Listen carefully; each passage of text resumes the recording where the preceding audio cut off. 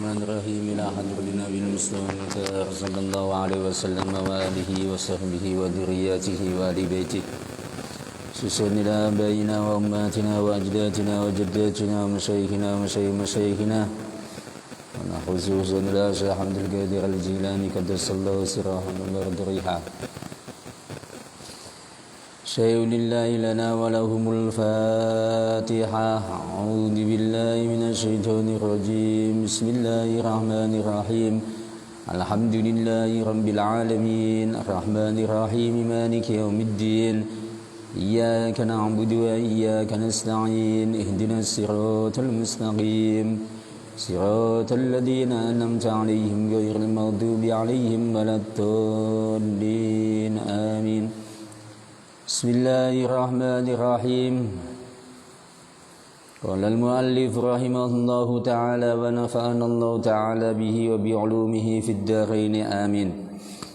Wa kanu man qablana minal umami yatawasawna. Nggih. Wa kanu lan ana sapa annas iku man wong qoblana ing dalem sadurunge kita minal umami saking pira-pira umat iku yatawasauna padha aweh wasiat sapa man.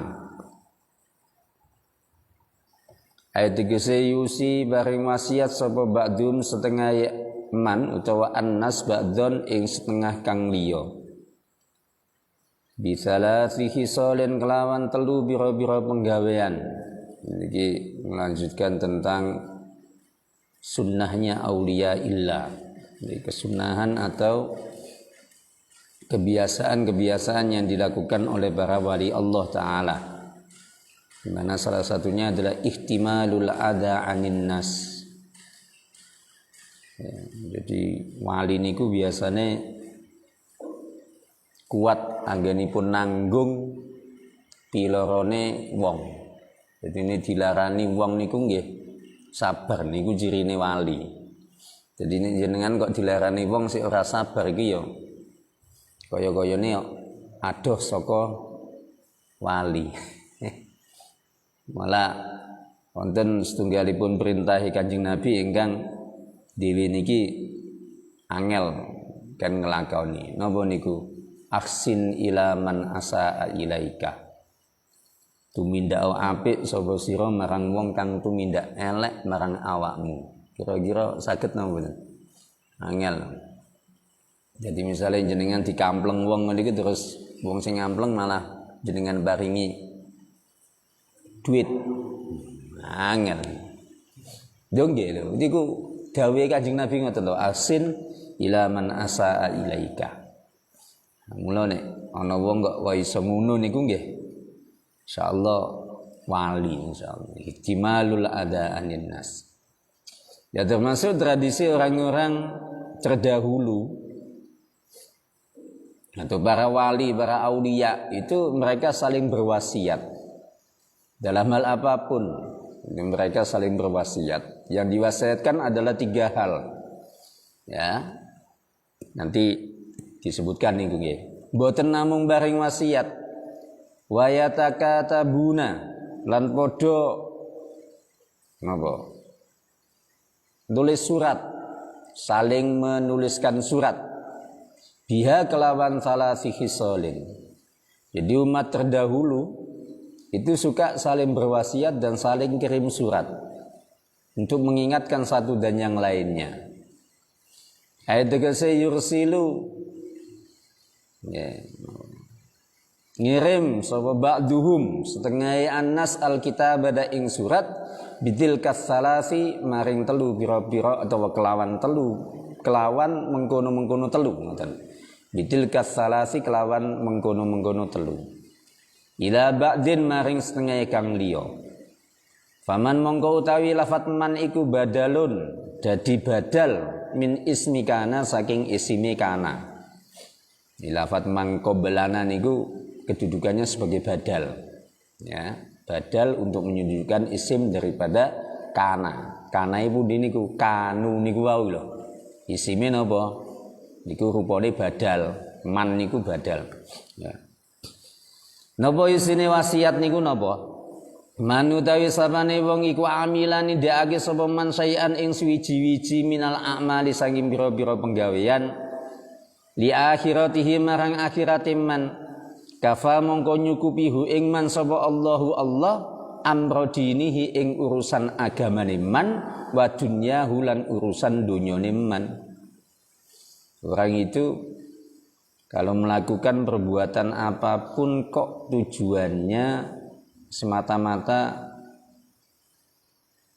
akhirat, perbuatan dunia tapi kemudian diniatkan untuk kehidupan akhiratnya, maka Allah Ta'ala akan mencukupi semua urusan dunia dan urusan agamanya. Maksudnya wis kabeh ditanggung Allah Ta'ala. Ya. Kerja ngoten nggih diniati nggo golek ridhone Allah Ta'ala. Ya. Napa mawon? Ya. Maka Allah akan mencukupi urusan dunia dan agamanya. Jadi niki maknane napa nggih? Akhirat niku jadi pertimbangan utama untuk kita melakukan apapun. Nggih. Ajeng nglampahi napa mawon niku pertimbangannya akhirat. Misale urusan dunia niku contohnya napa? Contohnya napa nggih contohnya? Sing iso dadi amal akhirat.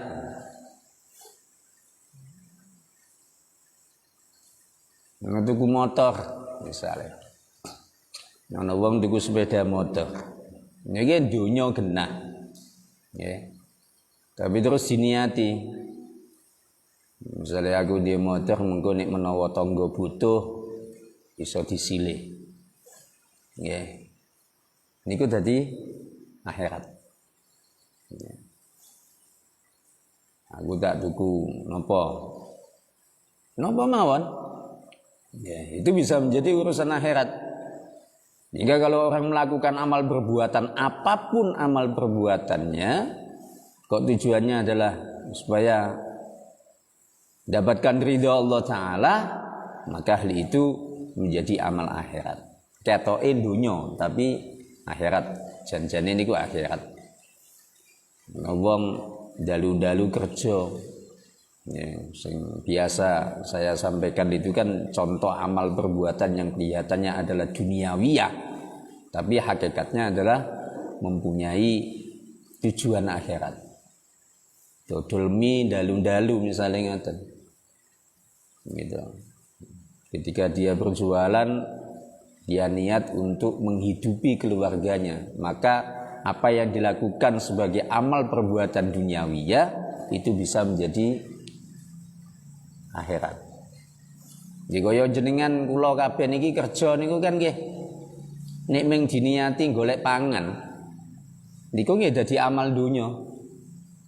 Tapi nek diniati golek pangan niku supaya mengko ibadah dadi kuat niku dadi amal akhirat. Supaya mengko anak-anak iso mangan niku dadi amal akhirat. Nggih. Jadi ada 3 perbuatan yang ini seringkali diwasiatkan oleh para ulama atau para wali. Bahkan mereka ini kemudian saling berkirim surat. Saking pentingnya 3 hal ini. Ya. Sebab nopo? Kalau orang itu melakukan satu perbuatan, ya, tujuannya adalah untuk akhiratnya, maka ayat tegese fahuwa mongko utawi man iku fi hifdzillahi ta'ala ing dalem ngreksone Allah Ta'ala fi jami'i ahwalihi ing dalem biro-biro utawa ing dalem sekabehane biro-biro kahanane man, ing dalem sekabehane biro-biro tingkahe utawa kahanane man. Ya, hakikatnya kalau orang itu melakukan amal perbuatan semata-mata untuk akhiratnya, maka pada dasarnya ia adalah atau ia akan dijaga oleh Allah Subhanahu wa taala pada semua urusan dan kondisi kehidupannya. Wa man lan utawi sabane wong iku ahsanatu minda apik sapa man. Apa bagusake sapa man? Bagusake nggih. Sariratahu ing simpenan atine man. Maksudnya ing atine man ngoten ya. Aidhomi qalbihi tegese simpenan atine man. Jadi ngomong simpenan ngeten iki terus ampun gadahi makna liya nggih. Apa ana simpenan barang iki piye? Maksudnya iki orang kok bisa membuat atau bisa memperbaiki apa yang ada di dalam hatinya. Maksudnya ngoten. Amal itu kan wonten kali, wonten amal lahir, wonten amal batin. Ya, amal lahir contohnya kula panjenengan saya ngeten niki amal lahir niki. Batin niku teng ati. Ana kalane niku antarane lahir kali batin beda niku nggih biasa. Nggih. Jadi piye carane supaya antarane jero ambek jaba niku padha. Ya.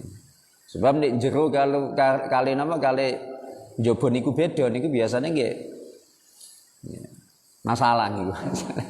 Ketoke jabane piye terus jerone kok masalah niku ya. Ya. Bon, jadi barang siapa yang bisa memperbaiki aspek dalam atau napa nggih napa niki? Apa yang ada di dalam hatinya, maka apa? Ahsana mongko gawe bagus sapa Allahu Allah ala niyatahu ing jabane man.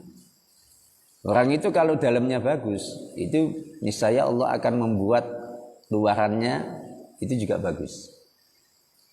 Nanten nggih. Dadi kabeh-kabeh iki metune saka ati. Nggih. Wong niku tingkah lakune apik. Itu biasanya keluarnya dari aspek batinnya terlebih dahulu. Karena perbuatan baik seperti apapun itu tidak bisa dibuat-buat. Perbuatan jelek seperti apapun itu juga tidak bisa dibuat-buat. Mesti konangan mesti. Ya. Ketok apik tapi sejatine dhek mboten apik, wis mesti ketok. Nggih. Nggih kaya kula panjenengan saya nek ningali tiyang niku kadang ana wong niku kan ya ketok le gawe-gawe digawe-gawe kaya piye. Padahal ya ora. Wis mesti niku. Ya janjine Allah kados ngoten. Dadi siapapun orangnya, ya kan, kalau kok kemudian dia itu bisa menyelesaikan urusan batinnya, artinya aspek dalamnya itu baik, biasanya sudah tentu Allah itu juga aspek luarnya akan menjadi baik. Wong tawaduk niku gak iso digawe-gawe. Orang kok kemudian tawaduk itu gak bisa dibuat. Yaitu keluarnya dari hati, keluarnya dari kolomnya, ya, keluarnya dari hatinya. Ya terus wongi munduk-munduk jadinya ora tawaduk ketok. Jadi ketok kaku ngoten niku sih. Tapi nek wong niku wis los, ngoten nggih. Itu biasanya padha antara di urusan hati ambek jaba niki padha. Mula Allah Taala niku nggih ngoten, wong kok bisa menuntaskan urusan hatinya, atine wis apik, niku jabane otomatis digawe kali Allah apik. Jadi bahasanya itu natural, tidak terkesan dibuat-buat. Wis pancen asline kaya ngono apik. Sebab bagaimanapun dengriki dipun ketikake fadzahiru yadullu alal batin. Aspek luar seseorang, fadzahiru mongko utawi perkara kang zahir iku yadullu nuduhake apa adzahir alal batin ing atase perkara kan batin. Jadi aspek luar seseorang itu biasanya dapat menunjukkan aspek batinnya. Ya. Ikhlas niku nggih mboten saged digawe-gawe. Ya. Masih wong niku ngomong ikhlas tapi nek ora ikhlas ya ketok. Wis gak iso dibikin-bikin kayak gimana itu enggak bisa. Ya. Kayak sama seperti orang marah kan. Orang marah itu ya kan? Enggak bisa dibuat-buat. Ya nek nesu ya ngono kuwi. Enggak terus wong nesu terus mesem kan ya meseme mesti beda to nggih. Angguyune iki cara ngguyu ngene ya ora terus ketok apik ngoten sing guyune ketok digawe-gawe ngoten niku. Jadi zahir niku ya dulu alal batin. Ya sikap-sikap kita itu sama. Cara kita berjalan itu gak bisa dibuat-buat loh. Jenengan cobi kok sedina niki misalnya terus mlakune digawe beda, iki mesti sesuk balik meneh. Wis memang ngono kuwi kok. Nggih. Awale kok misale mlakune nggarang wis memang dasare wong iki umuk ngoten gitu. Mlakune ketok umuk ngoten nggih. Nah, terus kok batine iki sik umuk digawe kaya tawadhu. Ora iso. Wis mesti engko metu umuke meneh. Nah, niki. Makanya penting mana ngurusi zahir ambek ngurusi batin. Ini sudah barang tentu ngurusi batin itu menjadi utama. Kalau batinnya sudah oke, biasanya Allah Subhanahu wa taala kemudian memperbagus aspek lahirnya. Jadi sikap dan seterusnya itu kita tidak bisa membuat-buat. Dibikin-bikin niku mboten saged. Niku natural niku, medal dengan sendirinya. Kayak iso digawe-gawe. Kok kula kok terus misale kula gawe-gawe ngomongi pelan, gak iso. Ya sing ngene iki. Nek zahire nggih ngeten iki, ngeten. Kan nggih. Wa man lan utawi sabane wong iku aslaha. Gawe apik sapa man ma ing perkara bainahu ing dalem antarane man wa bainallahi lan ing dalem antarane Allah. Bi an amila kelawan nyento nindakake sapa man utawa ngamal sapa man amalan ing suwijine amal kholison kang napa niku sepi utawa slamet kang sepi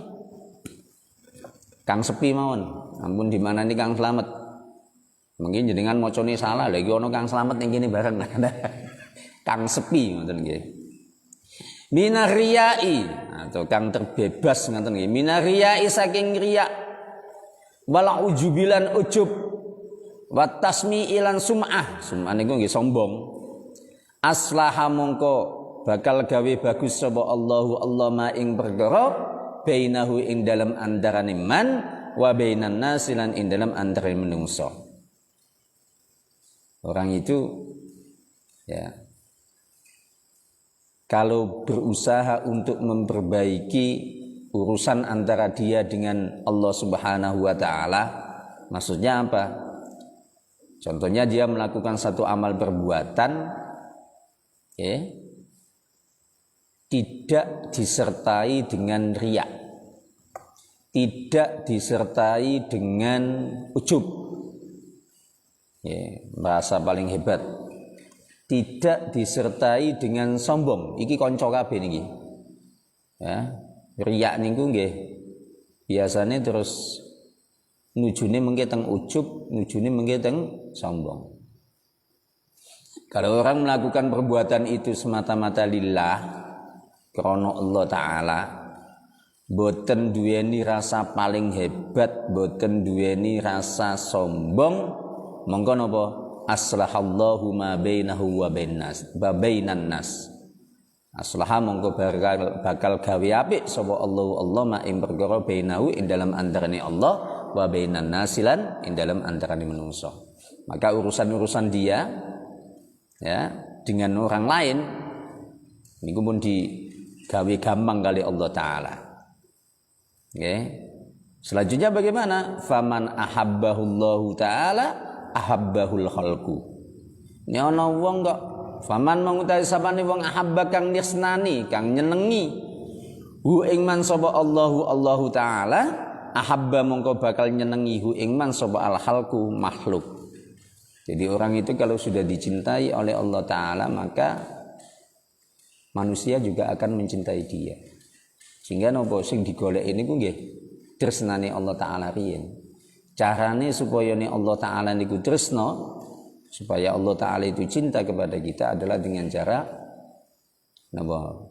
Kita melakukan amal perbuatan itu tidak disertai dengan riya, tidak disertai dengan ujub, tidak disertai dengan sombong. Kalau melakukan amal perbuatan sepi dari tiga hal itu, maka Allah akan cinta terhadap orang itu. Kalau sudah dicintai Allah, maka orang itu sudah barang tentu akan disenangi atau dicintai oleh manusia. Contohnya disenangi wong niku nggih akeh sing nyedak nek ketemu nggih seneng ngoten nggih. sikap-sikap seperti ini perlu untuk kita terus latih. Nggih. Piye carane dhewe niki ngamal dhateng Allah taala niku mboten nonton krana-krana wong liya, tapi krana-krana Allah taala. Ngoten mawon. Nggih. Enggak usah terus kemudian punya perasaan pripun-pripun. Pokoknya los semua yang kita lakukan itu adalah semata-mata karena Allah taala. Senajan kadang-kadang dhewe ngamal niku nggih kono dipeksoni riyen. Nggih. Mula riyen niku wonten kiai niku produktif. Produktif maksudnya nulis kitab, ngarang-ngarang buku ngoten niku. Sing nggih tunggale alim tapi mboten kata nulis buku. Ya, terus kiai sing nulis buku niku mau tangleti. Kaya-kayane sampean nek dibandingkan dengan saya itu lebih alim saya daripada sampean gitu. Tapi kenapa kok sampean ini bisa nulis banyak buku? Jawabane kiai sing setunggal niki gampil. Soalnya aku nek ora nulis buku, aku ora iso mangan. Rupane buku sing ditulis niku terus didol. Jadi nulis didol. Kali kiai ini setunggale di sanjangi lah berarti sampean ora ikhlas. Ya ora. Aku nulis buku kuwi ya, pertama niat nggo golek rezeki kanggo anak bojoku. Nek wis kadol aku ikhlas. Ikhlas ini nek wis itu duit terus akhirnya diikhlaske. Nah niki. Jadi carane ikhlas ini memang macam-macam. Ana kalane kudu dipeksa sik. Nggih, jenengan kok ngibadah kok dididik sing ikhlas niku carane kaya angel ngoten niku. Nggih, kudu dipeksa. Ngibadah iki kudu dipeksa sik. Kok jenengan gayane sampean kok ora tau ngibadah ketoke kok aku tak ikhlas dik. Ikhlas sikik noto awak. Ngapusi ini. Nggih, ngibadah wae. Engko ikhlas kan mengikuti itu. Seiring berjalannya waktu akhirnya orang itu ibadah merasa nyaman, tidak kemudian dipaksa-paksa. Nah, saat itulah kemudian tumbuh keikhlasan itu. Ini awal-awalnya memang kudu dipaksa. Nah, dipaksa ini kan berarti orang ikhlas lah. Ikhlas betul. Betul ikhlas. Uang pertama ngamal kok dipaksa, ini gimana nih betul ikhlas. Tapi kalau sudah berangsur-angsur terus, itu biasanya terus orang tidak akan lagi memikirkan harus disuruh terlebih dahulu. Nah, dan diperintah itu kan nggak masalah tahu. Nyata dia dewi niki sholat gitu perintah karena Allah Taala kan ngoten. Bisa jadi awal mulanya adalah terpaksa. Tapi setelah kita melakukan perbuatan itu secara terus menerus itu dengan secara otomatis ya wes hilang itu keterpaksaan. Malah justru bisa jadi berubah menjadi kebutuhan kita. Kita akhirnya bisa merasakan butuh itu. Mula nek ning musala barang, salat barang niki mboten kok terus amun diwalik-walik. Diwalik-walik niku nek mumet terus ora ning musala mboten. Ning musala mawon, engko lak mumete ilang. Ya jenengan kok ning musala dadak nunggu mumete ilang sik. Ya ora ilang-ilang, mumet iki terus ana kok. Jadi nek ning musala sik niki biasanya terus mumete ilang. Tapi itulah sekali lagi kula nggih ya, perlu jelas teng panjenengan. Jadi ngibadah niku mboten enten hubungane kali sugih kali mboten. Niki sing perlu diyakini. Jadi jangan sampai terus kemudian jenengan beribadah kok terus wah berarti kudu dadi sugih. Ini mboten. Kalau orang beribadah terus dadi sugih mboten enten urusane niku. Nggih. Malah cenderungnya wong-wong ngalim wong soleh niku akeh-akeh gak didit tok. Ya, akeh-akeh malah ora sugih. Ngoten. Ya, jadi jangan punya anggapan nek wong salat iki terus dadekke sugih ngoten. Ya, sing dadekke sugih niku nggih kerja ngumpulke duit gitu. Nek kita dadekke sugih. Ngoten. Jadi enggak ada hubungannya. Kalaupun kemudian orang yang melakukan ibadah kok kaya, gini ku bonus saking Allah Taala ngoten mawon. Dene ana wong ibadah gak sugih-sugih. Ya sik mending lah. Gak sugih tapi sik gelem ibadah. Tinimbang wis gak sugih, gak ngibadah. dunia akhirat rugi kabeh ngoten nggih. Pun. Teh nggih angsal diunjuk kok monggo. Timbang ngantuk gitu, mending ngecetek nggih. Bismillahirrahmanirrahim.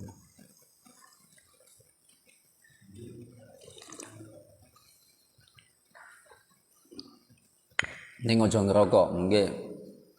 Kula ne pengin ngerokok. Nggih angel. Bon.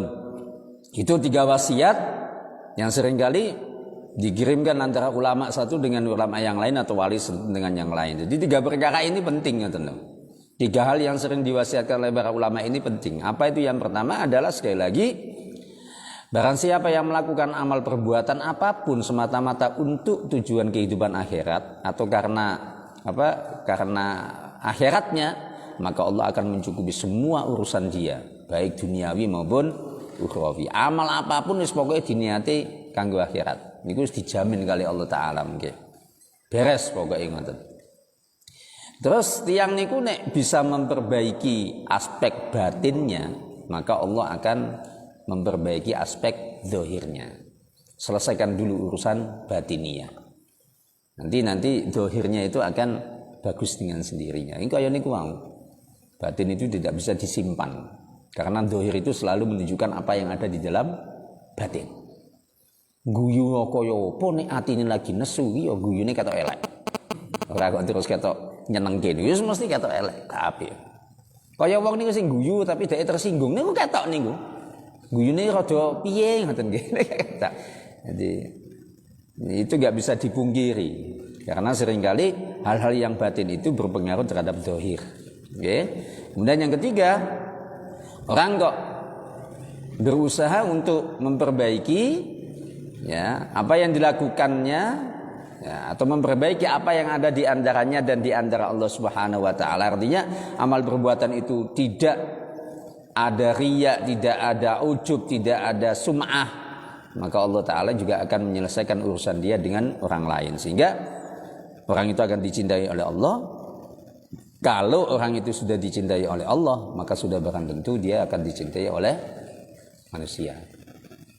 Ulama-ulama niku nek masyaallah nek kuncara ngoten nggih, nek wis kadung ditresnani kalih umat niku mbok saking pundi-pundi mawon do teko. Sak perlu ketemu ulama niku. Itu maknane piyambake ditresnani dening Allah Subhanahu wa taala. Ngoten. Nek dhewe-dhewe iki kan mboten. Ya. Jenengan kok sering ana tamu niki insyaallah disenengi wong niki. Ana tamu gak seneng terus teko ngono. Mboten enten nggih. Biasane wong sing sering teko niku sering ditekani kan berarti disenengi wong. Mula nek jenengan sering ditekani wong niku sing seneng. Aja malah susah. Terus mikir waduh. Ya mboten. Niku kula mboten tamu sapa wae. Ya ampun ngantos terus ngoten. Wis sapa ngerti ya. Ya, tamu sinten mawon. Sak saged-saged dihormat, sak saged-saged dipun tampi. Wong tamu niku dhewe niki kan kewajibane nampi tamu itu kan ya gak usah didelok-delok to. Kanjeng Nabi mboten kok terus hormatilah tamu kok terus kemudian didelok-delok sik tamune sapa mboten. Iso ana tamu dihormati, sak iso-isone hormat. Nggih, digawe langganan ya wis ora apa-apa, sak urus pokoke. Nggih. Kula iki malah ngarep-ngarep ya. Mbok ono sing tenggen kula iki langganan ngoten bendalu ngoten lho. Ampun khawatir, mesti tak hormati, sak saged-saged iki hormat kula nggih. Ini perlu mangan bareng, lho ngoten ta nggih. Kula niki soalnya pun pengalaman. Griya kula sing teng ler niku kan dinggeni mahasiswa. Kula sing jenenge mangan talaman niku bendina niku biasa, Pak. Kali mahasiswa. Kira-kira nek jenengan dadi dosen iki kira-kira gengsi mboten? Mangan karo mahasiswa bareng lho niku. Ya lawuhe padha, model mangane padha. Sak talam sisa. Beja-beja wingi sing dugi teng kiri niku pun biasa yang namanya makan satu napa? Talam kali gula. Nah, jenengan misalnya berposisi sebagai orang yang lebih tinggi misalnya derajatnya dalam hal ini misalnya wong sing mulang ngoten lho. Ini kira-kira mangan bareng ambek bocah-bocah iki gengsi napa mboten? Cok gengsi jenengan. Isinah. Mosok mangan kok ambek cah-cahku gitu. Kula mboten. Dan itu berjalan bertahun-tahun. Jika saya itu sama siapa saja Los mboten enten apa? Mboten enten kok perasaan gengsi, perasaan wis monggo ngoten mawon. Ayo bareng. Malah rebutan iwak bareng biasa kali bocah-bocah niku. Kan asik tadi gitu. Padahal kula sing mulang ngaji niku nalikane maem ngoten niku lawe garasi rebutan. Ini kan apik teman-teman kita. Malah kadang-kadang sing asal lomboke kula ya ambek asal tempene. Tempe siji ning piring, kono njukuk aku pas njukuk gitu. Tinimbang bocah niku iki sinan akhirnya kula njukuk lombok. Ya asal tempene wis ora apa-apa lombok kok ngoten. Jadi ngoten-ngoten niku ya krana wis biasa gak digawe-gawe. Jadi urip niku akhirnya nyaman. Nyaman. Ya, senajan nggih dalam hal tertentu kita juga perlu untuk menjaga wibawa kita. Tapi kita bermuamalah dengan orang lain ya sudah. Sebisa mungkin tanpa terus kemudian menunjukkan adanya sekat. Batas-batas ngoten. Biasa mawon biasa. Ya, padha menungso nih.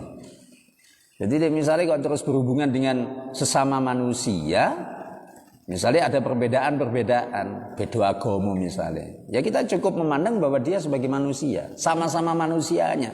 Sehingga kita juga akhirnya bersikap saling menghormat.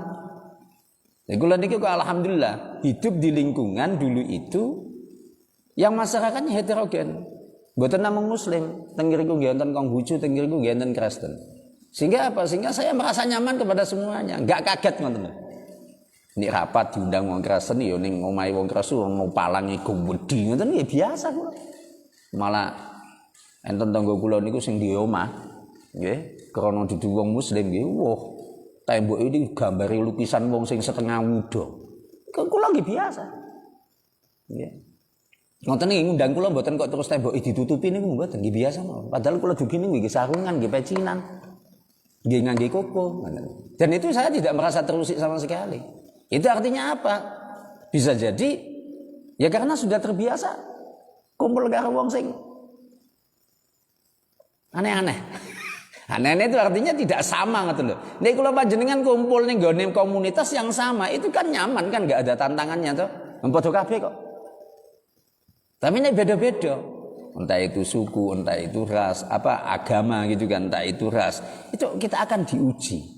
Kita akan dihadapkan pada perbedaan-perbedaan. Lah kita itu bisa enggak kira-kira memahami perbedaan itu? Sing angel kan ngoten niku.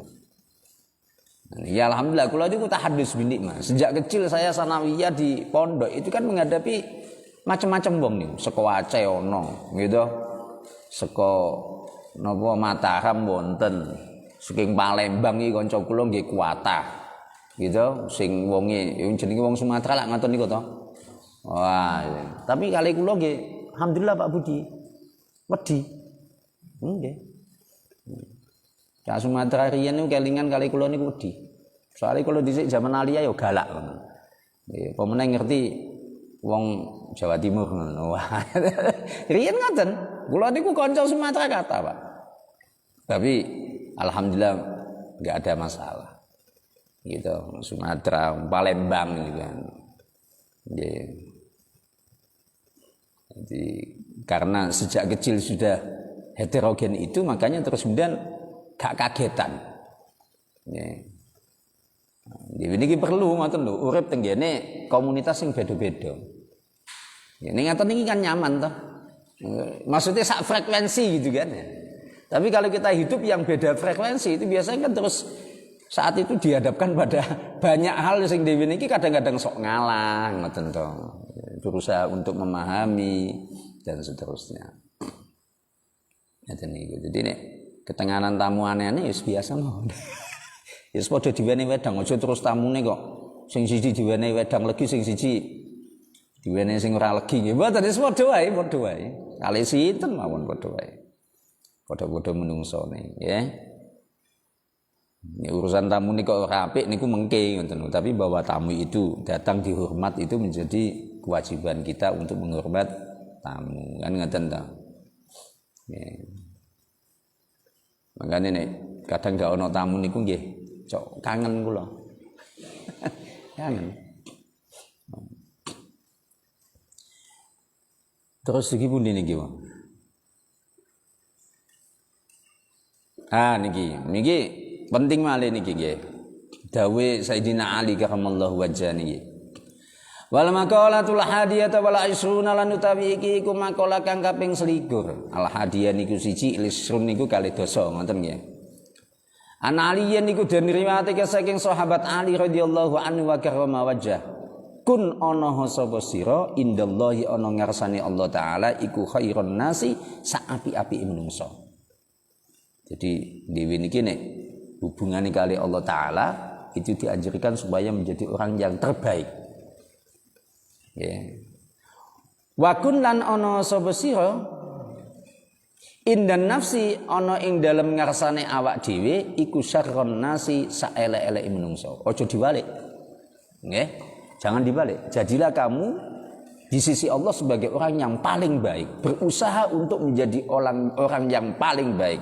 Tapi ketika kamu itu memandang diri kamu, pandanglah dirimu sebagai orang yang paling jelek. Aja diwalik. Delok awake dhewe kok paling hebat. Nah, niki masalah. Nggih.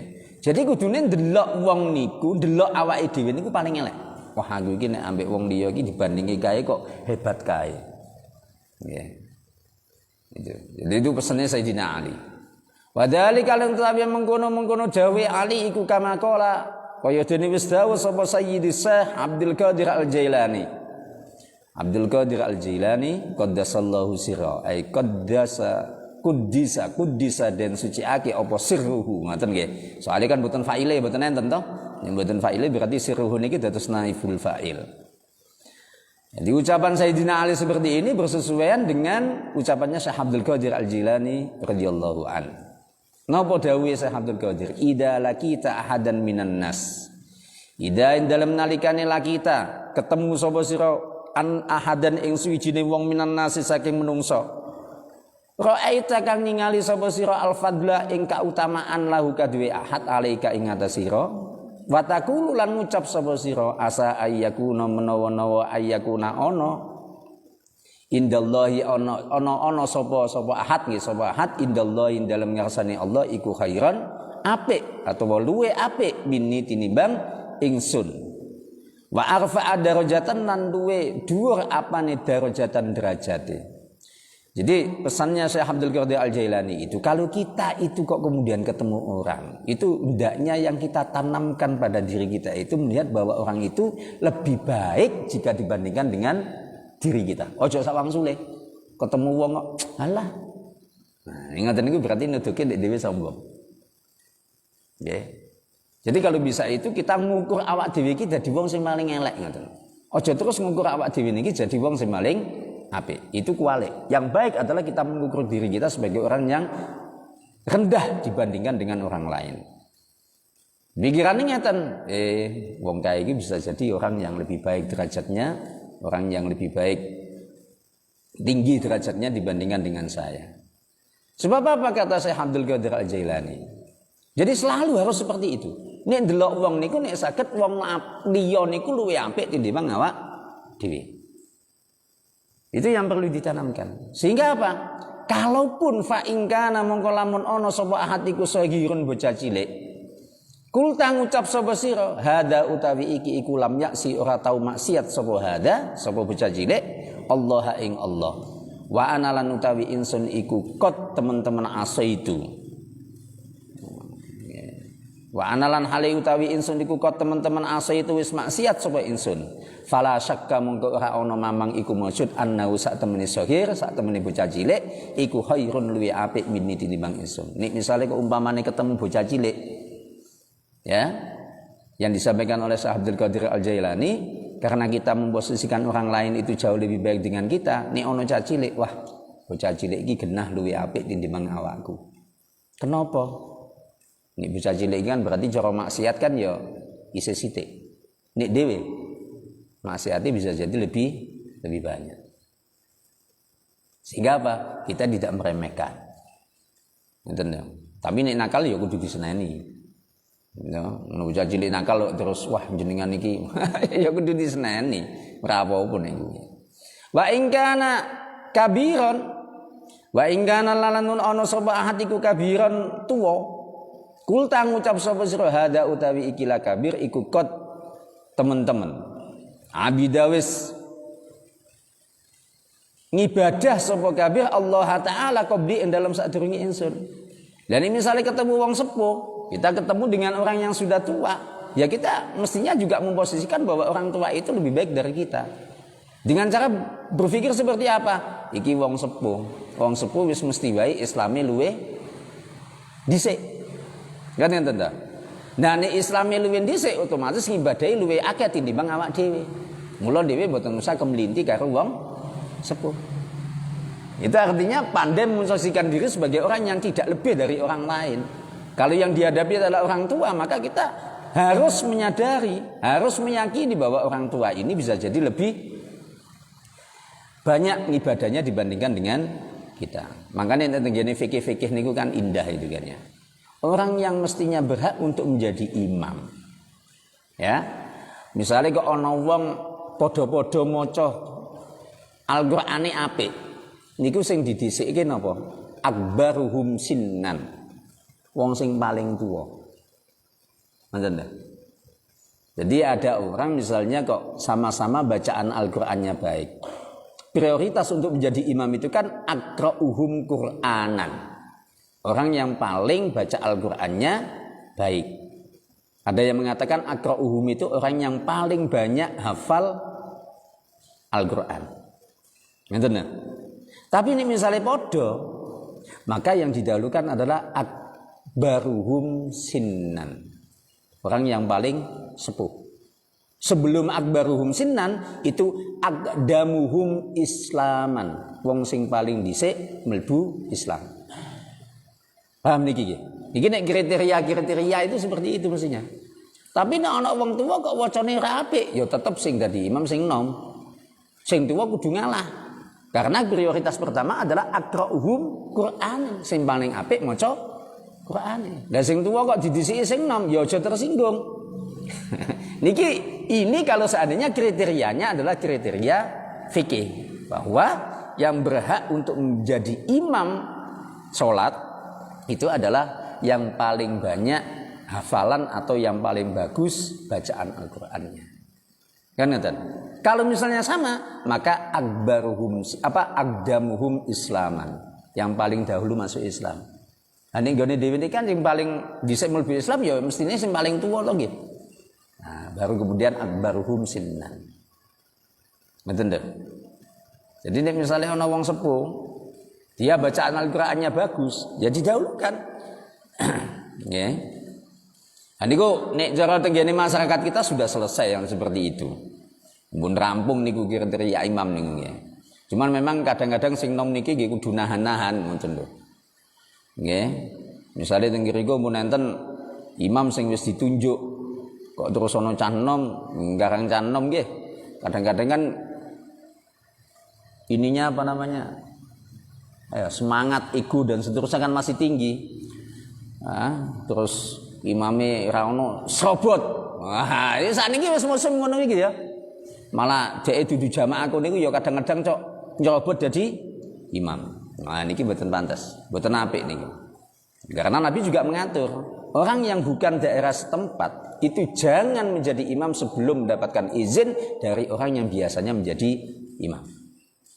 Jadi itu wis kena Kanjeng Nabi ngatur kados ngoten niku. Nah monggo sekarang itu di masyarakat kita ada orang-orang yang berpikir seperti itu. Gayane kaya sing digawe dalil niku ming fastabiqul khairat, iki angel. Nggih. Dadi ana imame iki ming telat ngoten. Imame telat suwitik ngoten. Terus akhirnya diserobot. Enggak ada yang imam, saya yang imam. Loh, sing ngongkon sampean dadi imam ya sapa? Terus dalil fastabiqul khairat. Kita harus berlomba-lomba untuk berbuat kebaikan. Ya itu namanya salah di dalam memahami dalil. Ngeten iki. Jadi sakniki wonten imam sing tukang nyerobot iku wonten. Nggih. Mula sing kudu ngati-ngati. Supaya ampun ngantos terus engko musolai ilang. Nggih. Nek sandal ilang ora apa-apa. Tapi nek musolai ilang, wah jenengan golek musola ning ndi mengko. Soalnya dikuasai oleh orang ini, naudzubillah niki. Niki mangkane kudu diamankan. Musola niki kudu diamankan supayanya tidak terus kemudian direbut oleh orang-orang yang model-model kaya ngoten niku kathah. Ora ono sing ngangkon ya terus jadi imam-imam dhewe. Pernah kejadian soalnya. Saya mendapatkan laporan di dalam di Pekalongan niki. Kula rumiyin niku kan biasa nek menawi Ramadan niku ngisi pengawasan nggih di salah satu masjid. Masjidnya strategis di pinggir jalan Panturang. Niku setunggal wekdal niku kula kosong. Iku ana wong mengajukan diri sebagai pengaji napa?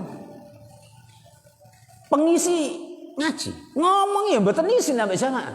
Bapak-bapak, karena hari ini tidak ada yang sing ngaji ora teko, ngaji sama saya. Ngono niku ya ora isin. Dadi ngrebut mik masjid, dhek perlu muni ngisi pengajian. Padahal yo ora pinter. Lah ngene bahaya ngeten iki. Sing ngeten-ngeten iki pun mulai wonten. Sing ngongkon ya sapa ngoten. Ngono niku ya ora isin. Ya udah masyaallah to ngeten iki. Ampun ngantos nggih. Jadi dhewe niki kan sing tertib mawon lah kaya dene wong Jawa. Wong Jawa riyen niku nek mboten diken kan mboten purun to. Ana wong Jawa terus mengaju-ngajukan napa praine ning gone wong liya. Aku tak dadi ngene. Lho ya ora kena. Nggih. Niki kula termasuk syukur niki saniki teng musala ngriki mbun kata imame. Nggih saestu. Alhamdulillah. Mulai malah berpikiran nek perlu pas maghrib ngoten niku imame gendi sisan ngoten. Dene kula bebas maksudnya. Ora ana tanggungan. Ngene sik mikir kula maghrib sik kudu ngimami kene sik mikir kula. Jane nek ana sing ngimami ngoten bahasan kula tak ganti jenengan. Wah alhamdulillah kula. Nggih teko ngeri terus nggih. Dadi adzan udut sik. Teko nek wis komat kan enak niku nggih. Jadi akan meringankan beban saya. Pun ngoten nggih Pak Ketua nggih ganti mawon nggih imam maghrib. Lah wa in kana aliman qulta hadza utiya malam abluh wa nala malam anal wa alima ma jahiltu wa huwa ya'malu bi ilmi. Wa in kana lamun ana sabahat wa in kana lamun ana sabahat iku aliman wong kang pinter qulta ngucap sapa sira hadza utawi ikilah alim iku uktiya den baringi sapa alim ma ing perkara lam ablu kang ora tumekan sapa insun wana lan wis napa merkoleh sapa wong ma ing perkara lam anal kang ora merkoleh sapa insun wa alima lan ngerti sapa alim ma ing perkara jahil tukang ora ngerti sapa insun wa huwa lan hali utawi alim iku ya'malu nindakake sapa alim bi ilmihi kelawan ilmune alim. Kalau kita ketemu dengan orang yang alim, bagaimana posisi kita merendah di hadapan orang alim? Yaitu dengan cara kita meyakini bahwa orang alim ini telah diberikan sesuatu yang dianugerahkan oleh Allah Subhanahu wa taala. Sementara saya tidak. Aku ki wong bodoh. Kudune ngono. Samping itu juga apa? Bisa jadi saya itu tidak mengetahui apa yang dia ketahui. Ya, dan dia adalah orang yang alim plus mengamalkan atau melakukan amal perbuatan dengan dasar ilmu yang dia ketahui. Ini berarti kita selalu artinya merasa tidak lebih dari orang lain. Nek ketemu cah cilik meyakini bocah iki sik cilik ora tau maksiat. Nek ketemu wong sepuh iki wong mesti luar biasa soalnya wis sepuh. Nek wis sepuh berarti ibadahe wis akeh. Nek ketemu wong alim, iki wong alim ya. Wong alim kan berarti wis hebat, wis mesti wae ngamalke napa sing dingerteni utawa nek ngamal niku mesti didasari kalih ilmu pengetahuan yang dia ketahui atau yang telah dia pelajari. Nah, ini posisi-posisi seperti ini akhirnya apa? Menjadikan kita tidak lebih hebat dari orang lain. Kadang-kadang wong ini nek wis rumangsa niku dadine ora apik. Sebab apa? Orang itu kalau sudah mulai rumangsa itu biasanya tidak mudah menerima nasihat dari orang lain. Yang paling hebat kok. Nek disalahke terus ra gelem. Pokoke kudu bener kabeh sing diomongke. Lah niki menjadikan tidak baik. Ngaten nggih? Wa in kana kafiron. Lho sampe tumukane nek kafir, Pak. Wa in kana lamun ana sapa ahad iku kafiron wong kang kafir, kul tang ngucap sapa sira la adri orang ngerti. Asa menawa-nawa ayuslima yen to mlebu Islam sapa kafir. Fayuhtamu mongko den ikhtitami den pungkasi lahu kadue kafir bi khairil amali kelawan sak bagus-bagusnya amal. Sampai kita kalau melihat orang kafir itu jangan terus kemudian kita merasa paling hebat. Sopo ngerti? Mungkin misalnya saat durungnya mati terus kemudian dia muslim. Napa mboten kecelik dhewe? Karena kita tidak tahu. Akhir hidup seseorang itu nggak ada yang tahu kecuali Allah Taala. Ya. Saiki padha Islame sing Islam malah dikafir-kafirke, disasar-sasarke, di neraka-nerakake. Nah, ini wis keterlaluan. Padahal kita nggak tahu. Iso-iso wong sing dhewe elek-elek niku malih mungkin dadi apik. Dan itu tidak mustahil bagi Allah Subhanahu wa taala. Sampai kemudian Syekh Abdul Qadir Al-Jailani mengatakan begini, wa asalan menawa-nawa an akura yento kafir sapa ingsun.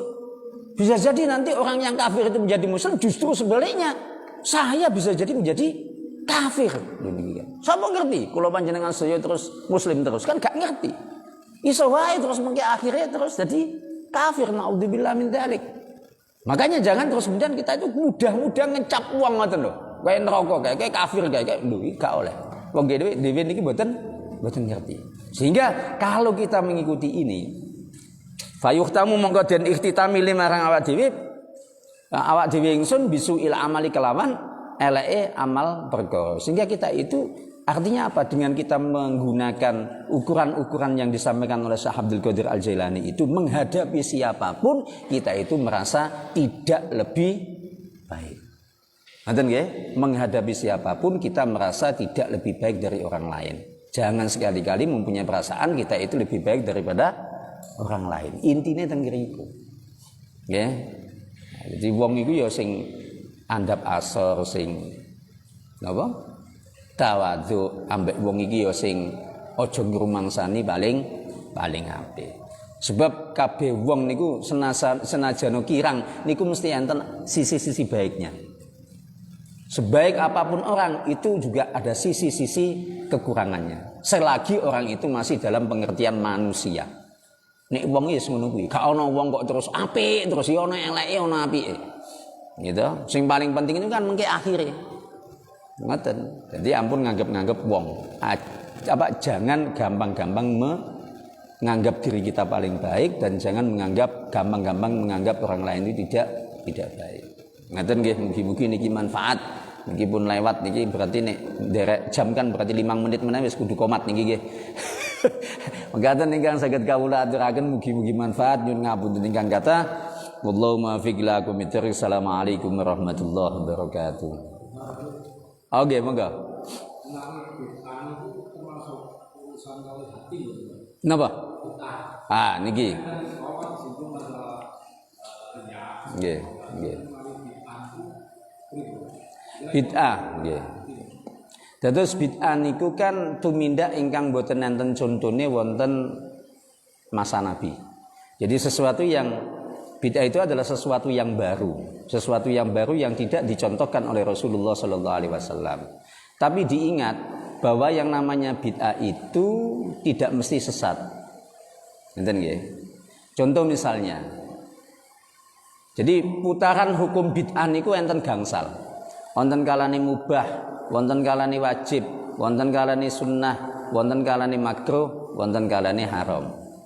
Bid'ah sing haram misale ana salat maghrib kok dadi 4 rakaat, niki haram.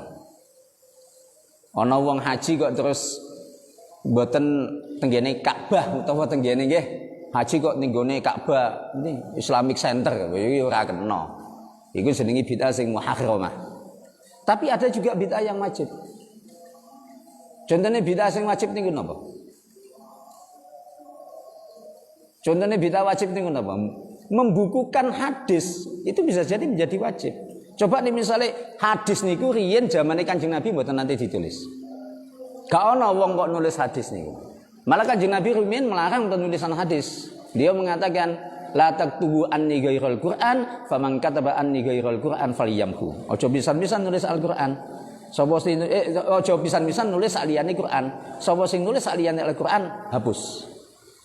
Kan gitu kan. Makanya terus kemudian para sahabat saat itu berdebat terkait dengan penulisan hadis itu berdebat, Pak. Sampai tumekane Khalifah Umar bin Abdul Aziz. Jarak antara Khalifah Umar bin Abdul Aziz dengan masa Nabi itu kan berabad-abad. Karena Umar bin Abdul Aziz itu ada pada abad kedua Hijriah. Berarti 200 tahun setelah itu baru kemudian hadis ditulis. Itu bid'ah napa mboten? Bid'ah. Tapi bid'ah sing napa? Kenging. Ngeten ta? Nek kabeh bid'ah niki gak oleh, angel dhewe niki. Ngaji nganggo mik akhirnya nggih bid'ah. Dhisik zaman Kanjeng Nabi mboten enten mik. Lha kan ngeten ta? Lah bid'ah itu sekali lagi kaitannya dengan amal perbuatan. Nggih. Amal perbuatan yang tidak dicontohkan oleh Kanjeng Nabi. Ngaten ta? Lah niki cerita tentang bid'ah. Niki mengki dawa. Nggih, insyaallah minggu ngajeng kula terasaken kali bid'ah. Lah bid'ah ini ya tidak hubungannya dengan hati tapi dengan amal perbuatan. Ngaten nggih? Contohnya misalnya riyen sekolah niku mboten enten kok sekolah model sakniki niki mboten enten. Ana pondok, wonten napa sekolah. Mboten enten. Kanjeng Nabi ngaji niku nggih halaqah niku. Halaqah niku ngeten niki ngajine. Kumpul-kumpul. Tradisi halaqah pengajian seperti ini itu di Al-Azhar masih ada. Di Madinah masih ada. Tapi apakah kemudian tidak boleh kita membangun sekolah? Nggih angsal. Ana pesantren, ana rubat dan seterusnya. Itu bid'ah, tapi boleh. Penulisan hadis itu ya bid'ah, tapi boleh. Penulisan kitab-kitab agama, kitab-kitab nggih, kitab fikih, kitab tauhid, kitab tafsir, kitab hadis, kitab macam-macam gitu. Niku nggih termasuk bid'ah. Sebab zaman Kanjeng Nabi mboten enten kitab fikih Madzhabul Arba'ah ditulis tenggene napa kitab Majmu', tenggene kitab Al-Um, tenggene kitab Ar-Risalah. Ini mboten enten. Wong dulu itu enggak ada model seperti itu. Itu termasuk bid'ah. Lah kita bisa bayangkan enggak kalau seandainya hadis itu tidak ditulis, kitab-kitab itu tidak ditulis terus dhewe niki sinaune pripun? Nah itu ya. Jadi sekali lagi bahwa bid'ah itu putaran hukumnya adalah pada ahkamul khamsah itu ada kalanya wajib, ada kalanya haram, ada kalanya mubah, gitu. Yang mubah itu kan berarti tidak ada hubungannya dengan agama. Niku sing mubah. Ana bid'ah-bid'ah sing mubah niku lho. Terus ada kalanya sunnah, ada kalanya makruh. Lah bijing contoh-contohne niki, nggih. Dan dalil-dalilnya nanti akan saya sampaikan di pertemuan yang akan datang. Ben ono penasaran nih. Nah, ini contoh-contoh ini ya. Sayyidina Umar bin Khattab. Nah, niki contoh setunggal mawon. Riyen nggih, salat tarawih niku mboten enten teng musala utawa masjid, Pak. Salat tarawih itu dulu tidak pernah dilakukan di masjid. Karena apa? Nabi Muhammad SAW, Kanjeng Nabi itu keluar ke masjid itu hanya 3 malam. Sopo sing garai salat tarawih ning masjid niku? Sing akhirnya terus nglanggengke salat tarawih ning masjid iku Umar bin Khattab radhiyallahu an. Makanya saat itu kemudian Umar bin Khattab mengatakan, "Ni'matul bid'ah hadza." Saapi-api bid'ah iku ya iki. Napa niku tarawih ning masjid niku bid'ah niku. Tapi bid'ah napa? Bid'ah sing apik. Karena dulu pada masa Nabi tidak pernah ditradisikan. Ngeten ndak? Sampai kemudian Umar mengatakan nikmatul bid'ah hadza. Saapi-api bid'ah niku nggih tarawih tenggene masjid. Lha ternyata bid'ah ana sing apik. Ngeten lho. Niki sing kudu dipahami. Nggih, bid'ah kuwi ana sing apik. Gak kabeh bid'ah niku sebab gini kalau bid'ah itu semuanya jelek, Islam akhirnya jadi agama sing stagnan. Tidak progresif wis ngunu gitu. Nggih. Jadi apalagi kalau dihubungkan dengan tradisi, Islam itu adalah agama yang ramah dengan tradisi. Terus kemutan nggih, rumiyin pada masa jahiliyah, ketika orang itu punya anak, itu ada istilah namanya tradisi tadamun. Belai wedhus padha. Tapi apa? Dulu orang jahiliyah tidak kemudian dagingnya itu kemudian dimasak, setelah itu dibagi-bagikan ndak. Getih niki dijogok dirauke tenggene bayi sing nembe lahir niku. Iku jenenge tadamun. Ketika Islam datang, tradisi itu masih dilanjutkan, tapi caranya beda. Akhirnya jadi istilah akikoh, disembelih wedhuse, gitu. Gedine dibuang, dagingnya dimasak, dagingnya dibagi ke tonggo-tonggo. Nyembelih kan kaya padha toh. Tapi terus kemudian tujuannya berbeda. Islam dengan tradisi itu ternyata juga ramah. caranya Islam dalam menghadapi tradisi itu kan dilihat, bisa nggak kira-kira tradisi itu apa jenenge diadopsi. Kalau nggak bisa ya dirubah. Kalau tetap nggak bisa, bahasanya mungkin diamputasi. Ya. Jadi dalam menyikapi tradisi Islam itu ada tahapan-tahapannya. Termasuk itu tadi kan. Akikah ngoten niku kan. Ya. Jadi niki makanya terus kemudian jumhur ulama, mayoritas ulama mengatakan bahwa yang namanya napa jenenge bid'ah itu ada kalanya hasanah. Bid'ah sing apik. Nggih, dhewe niki misale ngaten niki nganggo mic barang iki bid'ah ngene. Niki urusane karo agama to niki to. Ngaji ambek nggawa mic ini kan agama to. Jenengan kok adzan terus wah kayak bid'ah kayak apa nganggo mic. Zamane Kanjeng Nabi ora ono mic nggih. Mic iki ditemukan tahun pinten niki? Wis jenengan mesti gak ngerti ini. Kula mawon nggih gak ngerti. Tapi pada masa Nabi itu gak ada. Gitu loh. Jadi kitab-kitab yang menjelaskan bid'ah niki kuwata. Tapi jangan kemudian memaknai sesuatu itu dari teks hadis atau dalilnya. Ya. Contoh-contoh niku banyak sebenarnya gitu. Itu tadi traweh ning musala utawa ning masjid jamaah niku nek didelok-delok ya hakikate bid'ah. Kanjeng Nabi gak ono kok. Kanjeng Nabi iki gak terus jadi imam traweh iki ra ono. Nggih, kitab-kitab yang membahas bid'ah saya punya banyak. Nggih, mungkin misalnya jenengan centanglet bisa lah. Kita diskusi terkait dengan masalah bid'ah, termasuk pemaknaan daripada hadis kullu bid'atin dhalalah. Karena makna kullun itu tidak selamanya bermakna setiap atau segala sesuatu, tapi makna kullun itu juga mempunyai makna litab'id untuk menjelaskan tentang bagian-bagian tertentu. Ngeten nggih. Niki sing hubungane kalih bid'ah. Nggih. Nah, makanya ini ahli hadis pun membagi bid'ah itu menjadi dua. Ada bid'ah yang mukaffirah, ada bid'ah yang mufassiqah. Wah niki dawa meneh nggih. Nggih, insyaallah minggu depan akan saya jelaskan tuntas terkait dengan masalah bid'ah. Tapi nggih ngajine niki mboten mrai. Nggih tetep ngajine diwaca ngoten nggih terus akhirnya mungkin jelasake masalah bagian-bagian tentang bid'ah itu. Ngaten? Kira langkung nyuwun ngapunten wallahu muwaffiq ila aqwamit thoriq. Assalamualaikum warahmatullahi wabarakatuh.